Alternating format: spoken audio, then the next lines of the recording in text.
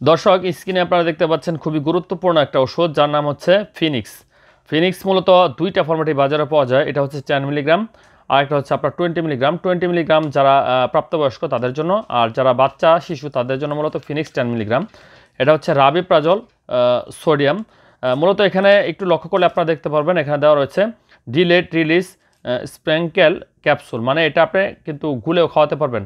মানে এই ক্যাপসুলটা যদি ভেঙে আপনার বাচ্চাকে খাবারের সাথে মিশিয়ে দেন বা পানিতে বা চামচে দিয়ে দেন, এটা গিলে খেয়ে নিলে কিন্তু আপনার হয়ে যাবে। সেক্ষেত্রে যে সমস্ত বাচ্চাদের গ্যাস্ট্রিক জনিত সমস্যা রয়েছে, বিশেষ করে আমি বলবো যে পেট ফাঁপা, বদহজম, খাবারের প্রতি আগ্রহ কম, দেখা যায় যে বমি বমি ভাব লাগে বা অল্পতেই দেখা যায় পেট ভরে যায়, এই ধরনের সমস্যা, অথবা পায়খানাটা শক্ত হয়, 1-2 দিন পর পর পায়খানা হয়, এই ধরনের সমস্যার ক্ষেত্রে গ্যাস্ট্রিকের সমস্যার ওষুধগুলো আপনার প্রয়োজন পড়ে। সেই ক্ষেত্রে ভালো একটা অ্যান্টি আলসারেন্ট হচ্ছে রাবিপ্রাজল গ্রুপ।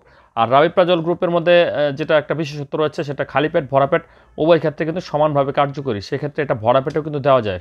তো যে সমস্ত বাচ্চার বয়স আপনার 3 বছরের উপরে তাদের ক্ষেত্রে এই ধরনের ক্যাপসুলগুলো দিতে পারবেন।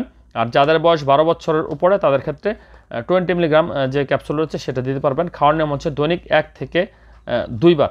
ধন্যবাদ।